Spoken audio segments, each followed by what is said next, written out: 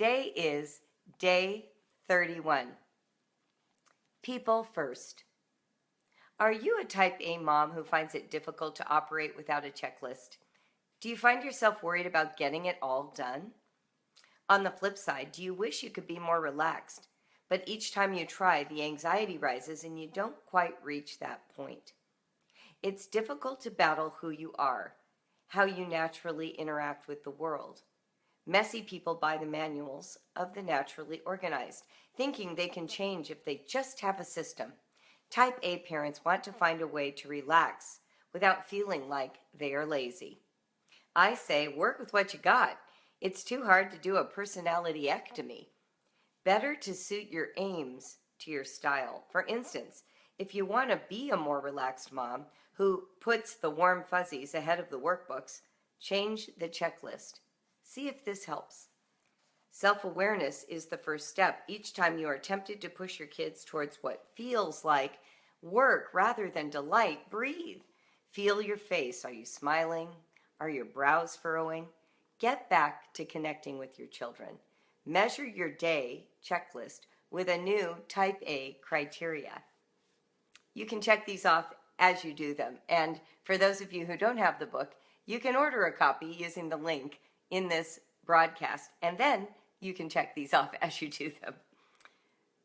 Number 1, hugged each child. 2, made eye contact with one and had a conversation for 3 minutes. 3, asked questions of my quiet child to find out more about her process, not just her work completed. 4, played a game. 5, took a walk. 6, cultivated silliness, used a silly voice, body, jokes, puns, dance moves. 7, put on music. 8, smiled at my children, each one at least once. 9, gave 5 compliments. 10, ate tasty foods and noticed the flowers.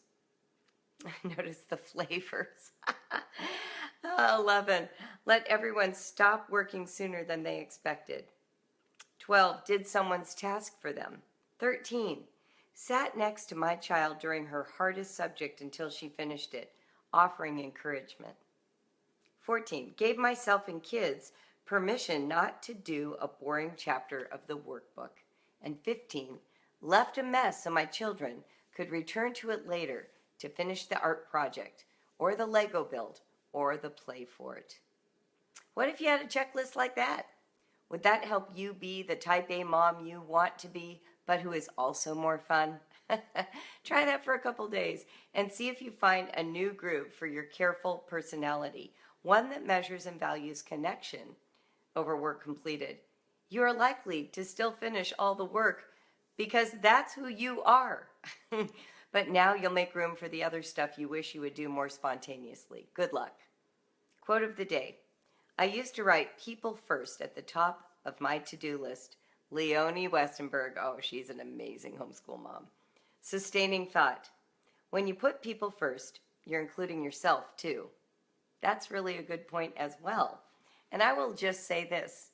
We focused on the Type A mom who needs a checklist, but for those of you who are Type B who already naturally connect, a lot of times you don't value that and you wish you were a more checklisty kind of person.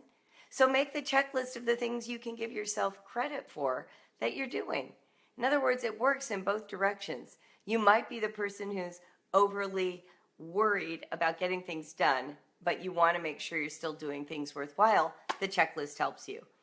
The others of you are already doing all this cozy, connecty stuff, but you don't value it because it isn't the kind of thing you put on a checklist. So put it on a checklist, and suddenly the best of both worlds will meet. One of the things I know for me is that I ran into this habit of believing that if I did something based on inspiration, it didn't count. Have you ever had that feeling? Like, if you hadn't planned it for 3 days, if it just hit you and you did it, it didn't count. It was as though you still weren't a good homeschooling mom because you didn't have a plan and follow the plan. And so what would happen is I might go on a run of inspiration. Like all week, we'd be having this great time reading, playing. I'd suddenly have a great writing idea and everyone did it. I'd think of a different way to do our math and it would all be like spontaneous. And then at the end of the week, I'd think, gosh, I'm really not a very good homeschooler because I really should have planned this. And it wasn't in the planner. So I can't count it. It's like it didn't happen. And I started to notice this was actually my personality. My fundamental personality works like this. And some of you will be like this. This is why I share it. But my fundamental way that I engage with the world is I take in a lot of information from a lot of different sources. And I do this because I enjoy it. It's not because someone assigned it to me. I literally am just sort of on a mental scavenger hunt all the time. And it isn't something I do deliberately. It's just what is pleasurable to me. I would far rather do that than have a systematic kitchen or actually pack my bags.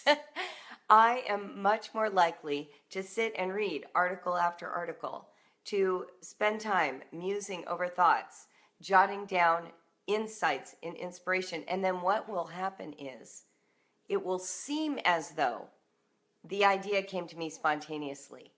But the truth is, I've been storing all these inputs, and in the right moment, they come together. And suddenly, I know what I want to do. But it is sudden, and it's a sudden knowing. It's not a detailed planning. And all of those inputs are contributing to give me the energy and the imagination for whatever comes next. Once I started valuing that style of process, everything changed for me. I suddenly felt like an empowered homeschooler because I was actually valuing the way I take in information and what I have to do with it to turn it around and turn it into something else. And that became my style of homeschooling.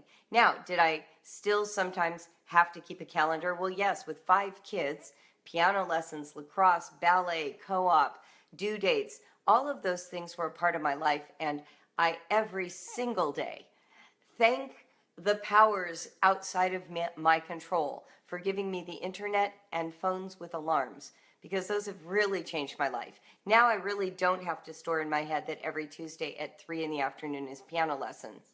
Now my phone can tell me, and I can let my own brain range over all the things I actually are interested in.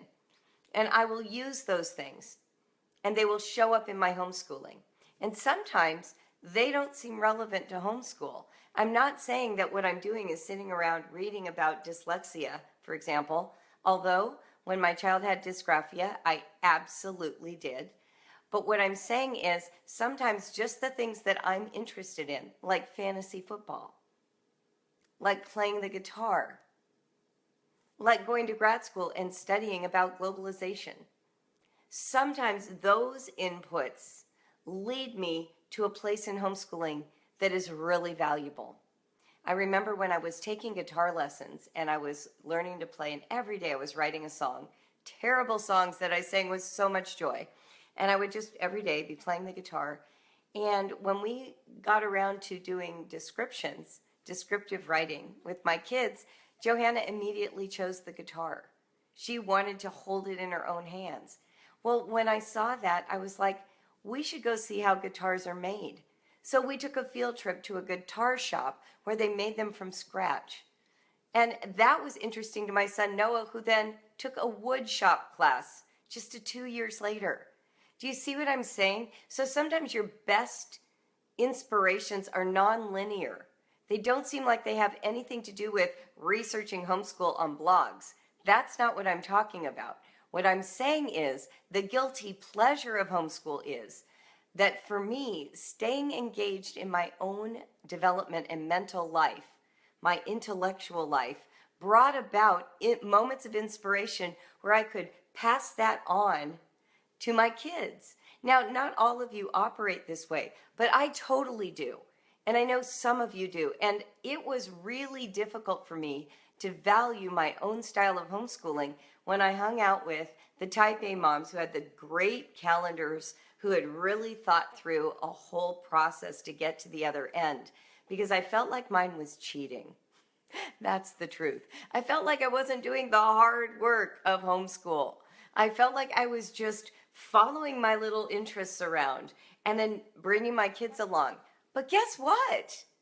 That is what I was doing. And it was awesome. Our homeschooling was awesome. We had a lot of fun that way. And I did find that I have enough conscientiousness as a person to ensure that they got their math and their, writing skills and their history. I mean, I'm a conscientious person. Most homeschoolers are. It's really not a task you sign up for if you don't have some kind of ethical standard about what it means to raise decent human beings. Like, the parents who don't want to do that don't homeschool. I suppose there are some people out there who homeschool who shouldn't be. I've met a couple on, out of all the people I've met, maybe a couple on one hand. Someone who was really actually a cruel person and abused her daughter. I know those exist, but that's not who I'm talking about. And I know there are some parents who start down that road and really are ill-suited to it and don't quit and should have.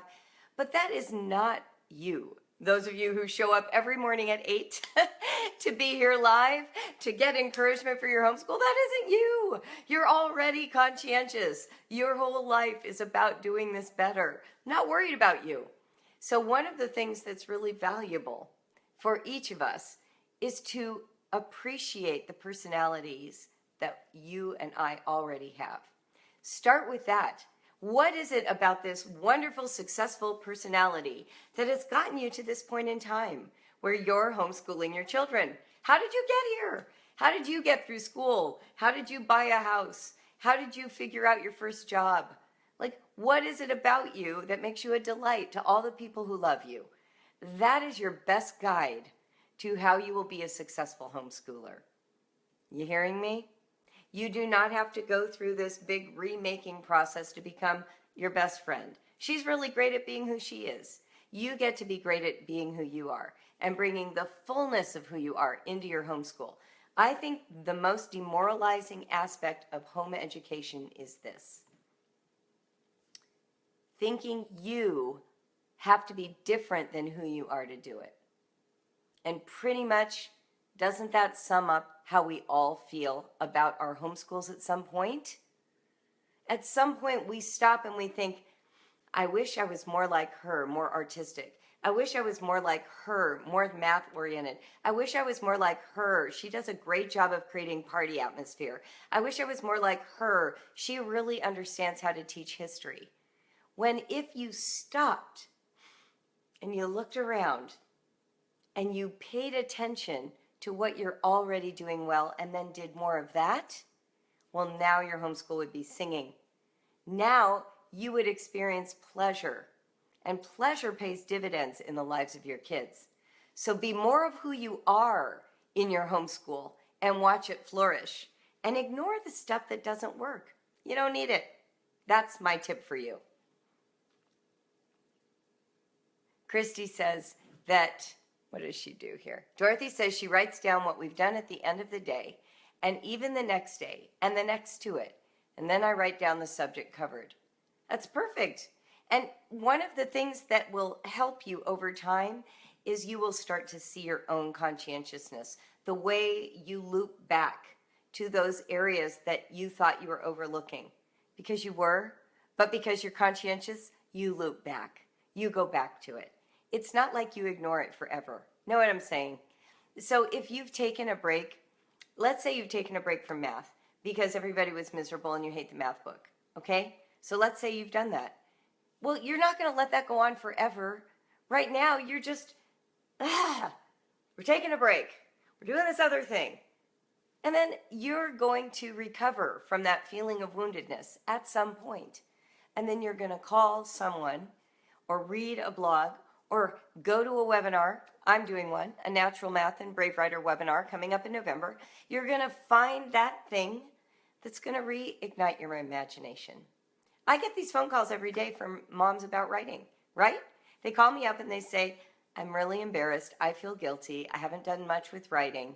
And I'm like, yeah, but here you are calling me.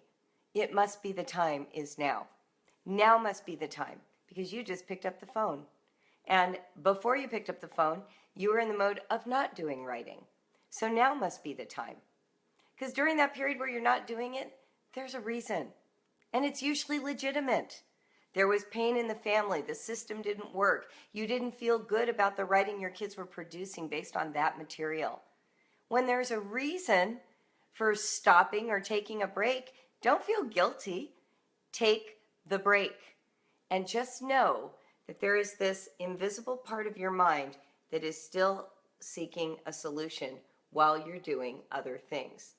And then all of a sudden, the wire will be tripped. You'll read a blog post, you'll see an ad, you'll have a conversation, and you'll know, I'm going to look into that now. I want to see how that works for us. But trust it. Try not to be so hard on yourself. Just because X program worked great for everybody else doesn't mean you're failing. It might even mean that what they're doing that works for them isn't even on the radar of what your kids need.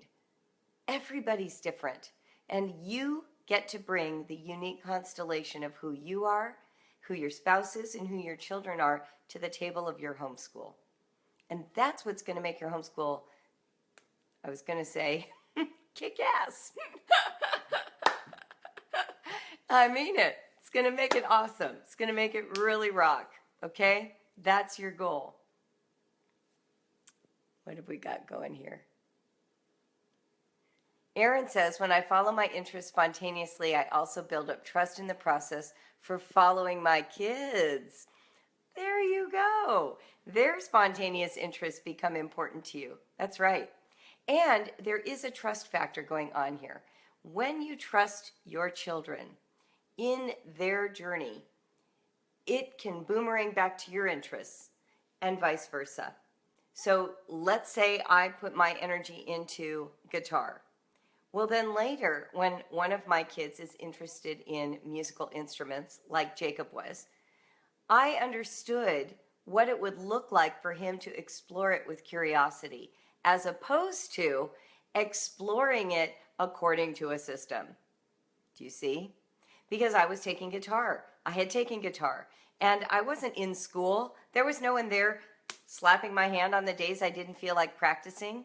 And yet there were some days where all I wanted to do was practice. And we skipped lunch, and I sort of got them going in the other room with one of their own activities, while I was over here writing a really important song that only I would ever sing for the rest of my life. Because that's what happens when you're interested. And so then when my child pulls on the idea of learning a musical instrument, I remember those two experiences. The days where I wasn't up for it and the days where that's all I wanted to do.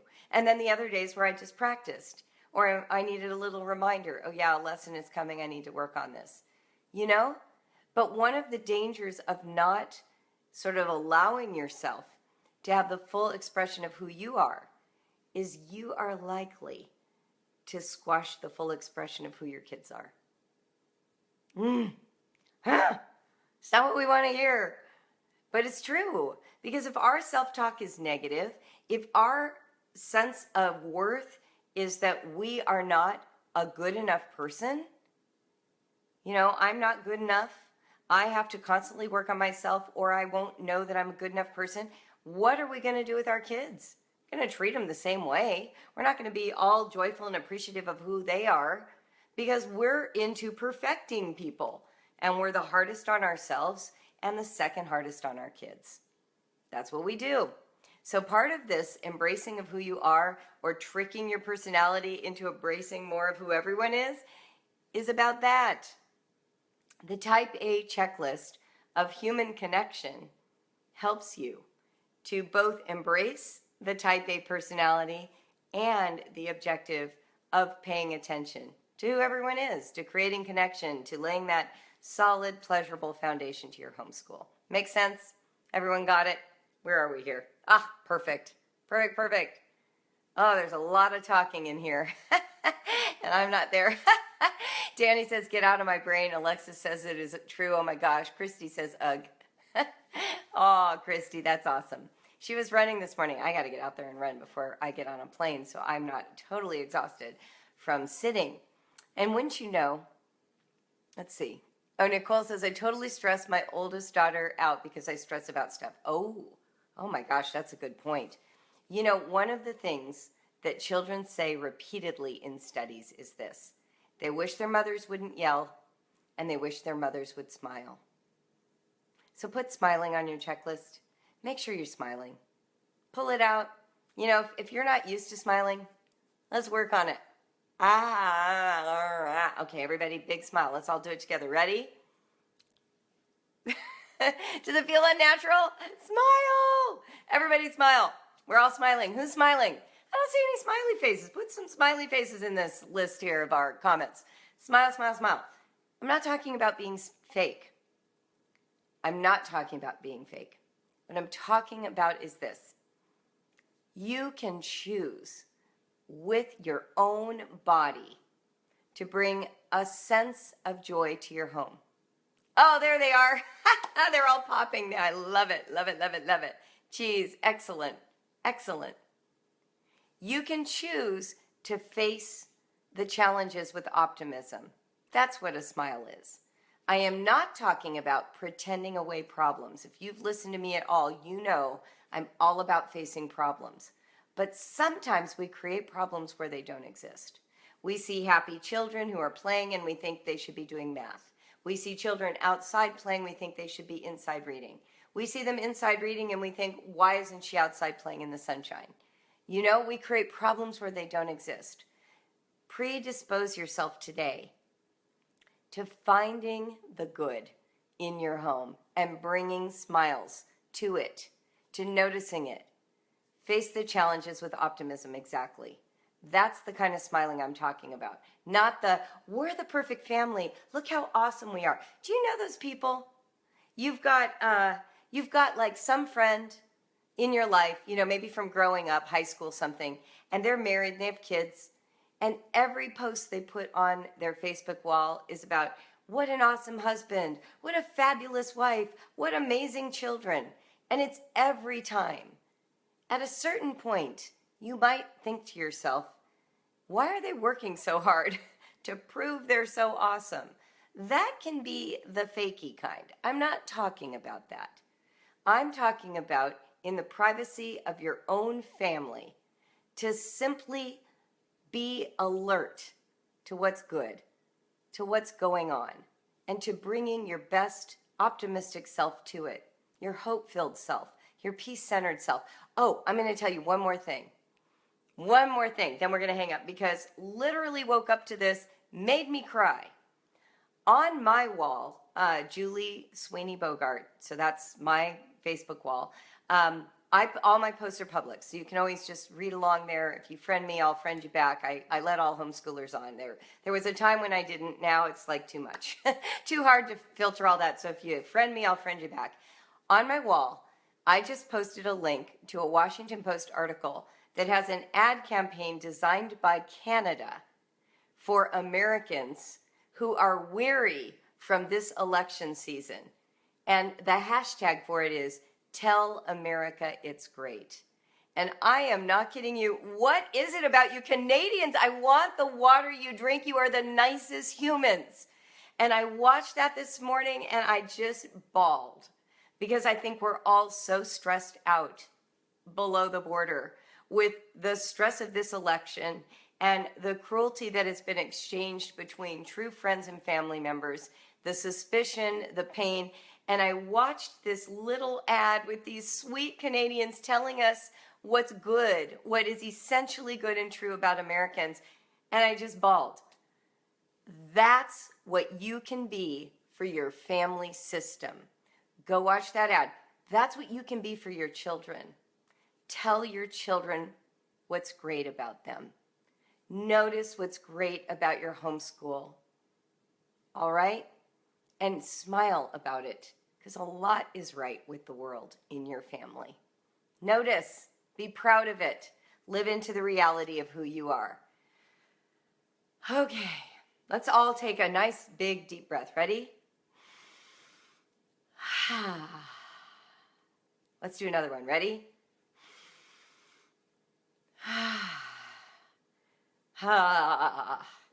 Yesterday, I slipped, fell, injured my tailbone, injured my middle finger, injured my foot. I feel achy. I feel nervous. I feel tired. So what I'm going to say to myself this morning is, what a privilege it is to have this community, to get to travel on a great big plane over an ocean and see a group of women who want me to come, to meet up with Nancy, to share Brave Writer magic, to go see my daughter in Paris, a place I've been many, many times and yet is never-endingly magical. It's a great day to be alive in my life, and I hope it is in yours. Live honestly, write bravely, celebrate the magic of who you are and who your family is today. And I will see you from another time zone. Bye, everybody.